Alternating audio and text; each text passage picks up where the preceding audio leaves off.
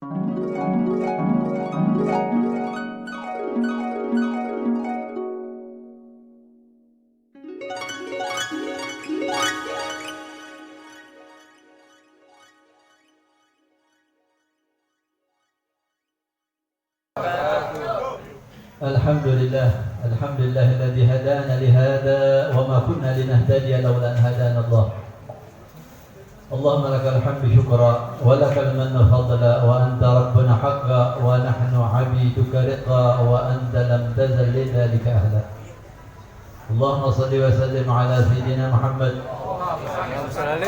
nurika as-sari wa madadika al-jari wa jama'na bih fi kulli adwarina wa ala alihi wa sahbihi nur. اللهم يا نور صل على عبدك النور ونورنا به. اللهم يا طيب صل على عبدك الطيب وطيبنا به. اللهم يا جميل صل على عبدك الجميل وجملنا به في الدنيا والآخرة. أما بعد, Hadratul Mukarramin, para habaib, para alim ulama, para sesepuh, para asatid, para muallimin, para hadirin pecinta Nabi Muhammad sallallahu alaihi wasallam. Wa nakhus bi dzikri habibana ووالدنا حبيب هود bin Muhammad al-Baqir hafizahullah, Habib Zaki Maulana. Guru tetap kita di sini Habib Jadid As-Sakaf, di sini ada akhuna Habib Alwi Al-Haddad, dan masih banyak lagi ada Habib Faris. Dan semuanya insyaallah kita di sini diundang oleh Allah Subhanahu wa taala, dipilih oleh Allah, dimudahkan oleh Allah. Langkah kaki kita, gerakan hati kita diberikan taufiknya untuk semata-mata kita mendapat rahmat Allah. Tidaklah Allah gerakan kita untuk hadir sini kecuali untuk Allah berikan kepada kita rahmatnya. Kecuali Allah berkehendak baik untuk kita. Kecuali Allah insyaallah mengampuni dosa-dosa kita dan memenuhi relung hati kita dengan cahaya iman kepada Allah dan cahaya mahabbah dan iman kepada Nabi kita Muhammad SAW. Alhamdulillah ala dzalik. Hadirin rahimakumullah. Nabi kita Muhammad sallallahu alaihi wasallam Allah utus, kita semua tahu 1400 tahun yang lalu. Tapi di hati setiap mukmin, setiap muslim pasti bukan hanya keimanan dan tasdik kepada beliau atas risalah beliau, dan yang mana Allah pilihkan untuk kita tanpa ikhtiar kita dijadikan umat sebaik-baik Nabi, semulia-mulia Nabi, dan otomatis juga kita menjadi sebaik-baik umat. Sebagaimana firman Allah Subhanahu wa taala dalam Al-Qur'anul Karim, Bismillahirrahmanirrahim, kuntum khaira ummatin ukhrijat lin-nas ta'muruna bil ma'ruf wa tanhauna 'anil munkar wa tu'minuna billah. Kalian adalah sebaik-baik umat yang Allah munculkan, Allah keluarkan untuk manusia. Kalian bersifat sebaik-baik umat ini apa? Ada 3 sifat. Ta'muruna bil ma'ruf, selalu gemar mengajak orang kepada kebaikan, baik perkara yang wajib ataupun yang sunnah, ataupun adab-adab yang baik, atau akhlak-akhlak mulia yang baik yang dibawakan oleh Nabi kita Muhammad sallallahu alaihi wasallam. Wa tanhauna 'anil munkar, dan gemar juga, suka juga, dan merasa kewajiban untuk nahi mungkar. Mungkar di sini baik itu yang haram ataupun yang makruh atau kurang baik. Karena ada perkara-perkara itu yang lebih rendah daripada makruh, tapi perkara yang kurang baik, ya, kurang afdal. Kemudian syarat yang ketiga, wa tu'minuna billah, kalian beriman dengan hakikat iman kepada Allah Subhanahu wa taala. Kemudian juga Al-Imam Al-Busiri mengingatkan dalam kitab Burdahnya tentang besarnya nikmat Allah kepada kita wahai umat Muhammad. Dalam lantunan syair beliau, Busyra lana ma'syaral islami inna lana minal inayati ruknan ghaira munhadimi lamma da'allahu li ta'atihi bi akramir rusuli kunna akramal ummah. Busyra lana, bergembiralah kepada kita wahai umat Islam. Inna lana minal inayati ruknan ghaira munhalimi, bahwa kita ini mendapatkan inayah dari Allah dengan tongkat yang tidak akan longgar, tidak akan goyah, tidak akan hilang semata-mata. Kenapa?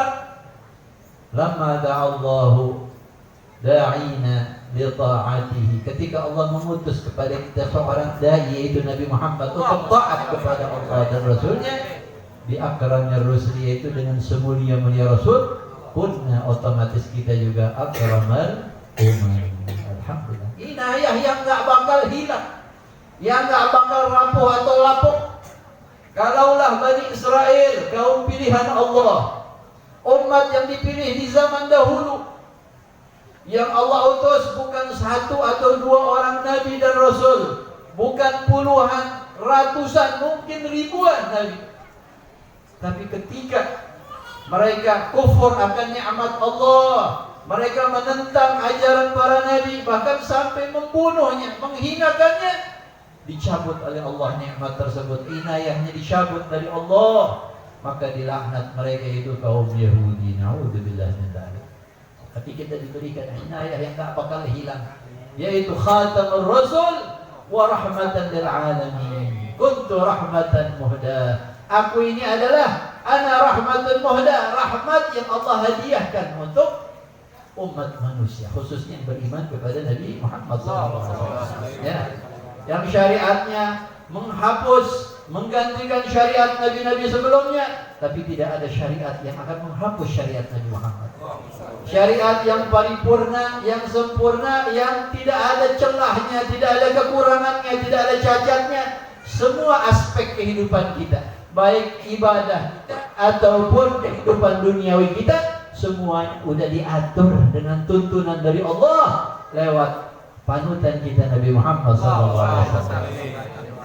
Kalaulah Allah mengutus agama yang diridhai ini lewat para nabi yang andaikan malaikat, niscaya kita nggak bisa mencontoh. Tapi Allah utus min anfusikum, dari diri kalian sendiri, sesama manusia, yang sifat-sifat kemanusiaannya ada, sehingga kita bisa meniru. Kenapa? Sama-sama kita. Ya, coba dalam segala aspek kehidupan kita, semuanya ada aturannya, ada akhlaknya, ada adabnya dari Nabi Muhammad SAW. Dalam ibadah, Rasulullah contohkan ibadah kepada Allah, sholat wajibnya. Ya, kita diberikan yang paling sempurna. Nabi-nabi terdahulu umatnya diberikan sholat rata-rata hanya 2 waktu. Ada yang subuh sama asar, ada yang zuhur sama maghribnya. Kita diberikan semuanya komplit 5 waktu. Untuk apa? Supaya pahala derajat kita lebih tinggi di surga kelak. Para nabi dikatakan diberikan sholat qabliyah ba'diyah, tapi umatnya nggak dikasih. Kita umat Nabi Muhammad dikasih ini qabliyah ba'diyah untuk menambah pahala dan derajat kita.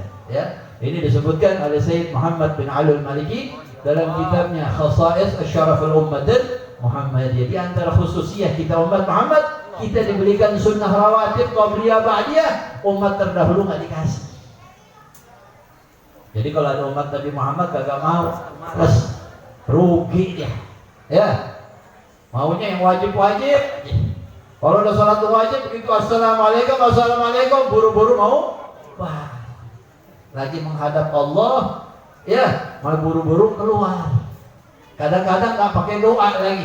Ya, ada satu penceramah saya ingat di televisi dulu, dikatakan iblis itu, saya pernah ngomong, saya punya anak di kalangan manusia 3 orang. Ya, saya lupa satu, yang ingat 2. Yang satu orang yang sholat terus kagak mau doa habis sholat, itu anak saya. Padahal kalau doa paling gampang Rabbana atina itu udah cukup kan, udah sapu jagat itu. Ya, tapi ingat adabnya doa yang Rasulullah ajarkan. Alhamdulillah, baca salawat Nabi Muhammad. Oh Rabbana taqabbal minna. Ini kasihan umat Islam kadang-kadang ngaku pengikut pecinta Nabi Muhammad, tapi disuruh doa kagak bisa. Coba buktikan. Kalau kita lagi sholat jamaah nih, khususnya kalau yang bukan berjamaah di masjid yang rutin, lagi pergi kemana, atau di rumah kita rame-rame, atau di rumah teman, suruh doa. Wah aduh, ya kagak bisa nih. Ya, kagak bisa. Masa doa nggak bisa kan? Maunya ngaminin doang. Nah, ini kekurangan kita. Ya. Rasulullah sudah mengajarkan kita hubungan dengan Allah Subhanahu wa taala yang luar biasa. Ya, Rasulullah katakan bahwa Allah murka kalau hambanya nggak mau berdoa. Ya. Dalam sholat Rasulullah, Masya Allah, belum sholat malam, belum sholat witir, dan sholat-sholat yang lain. Dalam puasa sunnahnya, selain Ramadan yang Allah berikan kepada kita umat Muhammad, dalam zakatnya, dalam hajinya, ya, semua Nabi diperintahkan haji oleh Allah Subhanahu wa taala. Ya, tapi ajarannya kemana ini? Dari Bani Israel ke Yahudi atau Nasara, kemana mereka? Ini daripada perubahan-perubahan yang mereka lakukan. Tapi alhamdulillah ajaran ini Allah jaga sehingga syariat kita sempurna. Ya, ada kewajiban tiap hari salat 5 waktu, ada kewajiban tiap tahun Ramadan puasa, ada kewajiban seumur hidup yaitu haji bagi yang mampu berkumpul. Dalam salat 5 waktu kita di kampung masing-masing. Dalam salat Id satu desa atau satu kota kalau bisa berkumpul dalam salat Id. Dalam seumur hidup kita berkumpul di Hajj Baitullahil Haram. Indah ajaran Nabi Muhammad sallallahu alaihi wasallam. Ya. Dalam urusan pernikahan aturannya ada rapi. Dalam urusan perdagangan, ekonomi, walaupun sudah banyak yang melanggar. Dalam urusan rente, dalam urusan riba, dalam urusan ya bunga berbunga dan sebagainya. Waduh, umat Islam banyak nggak pelajari daripada syariat Nabi Muhammad sallallahu alaihi wasallam.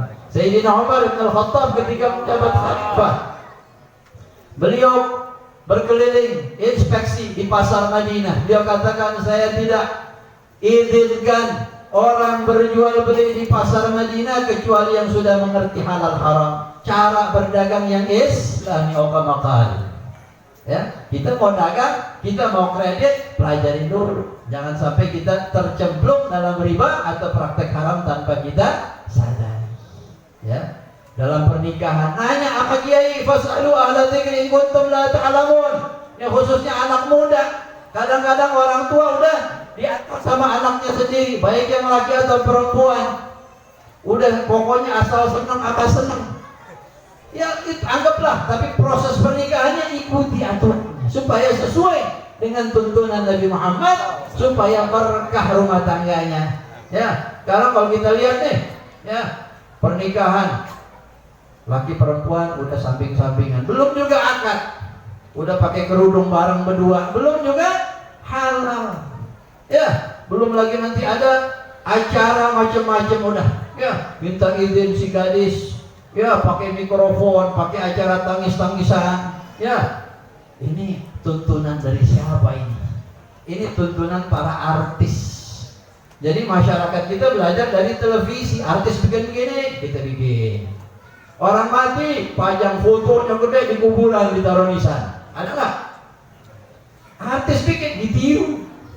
Mana ada kita para ulama, para habaib meninggal taruh fotonya di kuburan. Tuntunannya siapa? Tuntunannya Muhammad bin Abdullah atau Fulan bin Fulan artis. Ya, ini pelajari ilmu syariat Nabi Muhammad sallallahu alaihi wasallam. Kalau kita ngaku cinta Nabi Muhammad, pelajari ajarannya. Nabi Muhammad sallallahu alaihi wasallam itu diutus di masa jahiliyah. Masa kegelapan, masa kekufuran. Coba kita renungkan, ya, nikmat besar yang Allah anugerahkan kepada kita umat Islam. Coba kita bayangin, mau di sini atau di rumah, sering-sering bayangin. Kira-kira 1400 tahun yang lalu, andaikan Allah tidak utus Nabi kita Muhammad, Allah tidak turunkan Al-Quran dan syariat Nabi Muhammad, apa yang sudah ada di masa tersebut dari kebiasaan jahiliyah ataupun agama yang sudah berubah-ubah, kekufuran yang ada, baik yang mentuhankan Tuhan itu 3 atau Tuhan ini ada banyak, atau dewa-dewa, atau mungkin di negeri kita ada yang nyembah pohon, nyembah matahari, nyembah batu. Kira-kira kalau tidak ada Allah utus Nabi Muhammad, tidak turunkan Quran syariat, kira-kira sekarang 1400 gimana keadaan kita? Kira-kira kita nyembah siapa? Oh, ini udah zaman modern, udah zaman teknologi, ilmu pengetahuan. Orang pasti nggak mungkin nyembah yang nggak berakal, nggak yang nggak mempunyai kekuasaan, benda mati atau sebagainya. Kita lihat sekarang, zaman sekarang di India yang masih nyembah sapi masih banyak, yang nyembah tikus pun banyak. Bagi mereka Tuhan itu atau dewa itu bisa bersemayam ada di tikus, disembah tikus itu. Ada yang nyembah sapi, itu sapi. Ada yang nyembah ini, nyembah itu. Orang India tuh katanya Tuhannya bisa 1.000.000, beda-beda. Ya, saya punya teman orang Arab dan orang Yaman pernah dia dakwah ikut jamaah tabligh di India. Ada orang, maaf, nentek kemana-mana kandang tikus, kandangnya dipercakap, uangnya itu buat kenapa? Ini Tuhannya dia. Dianya pakaiannya apa adanya, mungkin jelek rombeng, tapi tikusnya diservis habis-habisan. Kenapa? Tuhannya dia. Kemana-mana ditentek. Ada yang maaf, nentek ada orang telanjang di jalan, kenapa? Ini Tuhannya. Tapi kita alhamdulillah berkat Rasulullah, rahmat Allah, kita hanya sujud kepada Allah, kita mengatakan la ilaha illallah Muhammadur Rasulullah. Ya, begitu juga sekarang kita lihat bagaimana di Eropa. Ya, Presiden Perancis dan orang-orang yang mendukung menampakkan kebenciannya. Kenapa? Karena di Eropa orang berbondong-bondong masuk Islam. Gereja-gereja udah pada sepi, banyak dijualin. Ada yang jadi bar, ada yang tempat olahraga, ada yang masih punya nurani, dibilang waduh kita nggak rela kalau gereja kita jadikan tempat maksiat, mending jual ke orang Islam jadi tempat ibadah, dijaga kesuciannya. Orang-orang yang benci kepada Islam melihat ini ke depan Eropa bisa jadi negara Muslim, masya Allah. Ya. Sampai ada di WhatsApp itu ada satu pendeta besar mengatakan ini Islamnya hati-hati. Kalau kita nggak bergerak, kita nggak melawan, nanti anak-anak kita menjadi muslimin. Saya tahu. Kenapa? Mereka sudah menggunakan akal, udah nggak percaya lagi Tuhan itu ada 3 atau bersemayam pada Yesus atau sebagainya. Ya, agama Islam semuanya rapi, nalarnya masuk. La ilaha illallah, tiada Tuhan selain Allah. Allah Maha Suci. Allah berbeda dengan makhluknya. Allah mengutus ajaran yang masuk akal dan sesuai dengan fitrah manusia. Ya, jadi kita coba PR-nya itu renungkan. Andaikan Allah tidak utus Nabi Muhammad, andaikan tidak ada syariat Islam, kira-kira negara atau dunia atau kita sendiri bagaimana keadaan kita? Tapi alhamdulillah atas nikmat utusnya Nabi Muhammad, kita bisa mengatakan la ilaha illallah Muhammad Rasulullah. Kita mengenal baik dan buruk, kita mengenal syariat Islam. Mudah-mudahan Allah berikan kita syukur nikmat, dikuatkan Islam iman kita, dan tidak meninggal ketika kita nanti kecuali Allah berikan titipan iman ini jangan sampai lepas dari hati kita, dan diberikan kita syafaat Nabi Muhammad, berkumpul Nabi Muhammad, selamat di adab Allah, amin ya rabbal alamin. Wa ala minkum, assalamualaikum warahmatullahi wabarakatuh.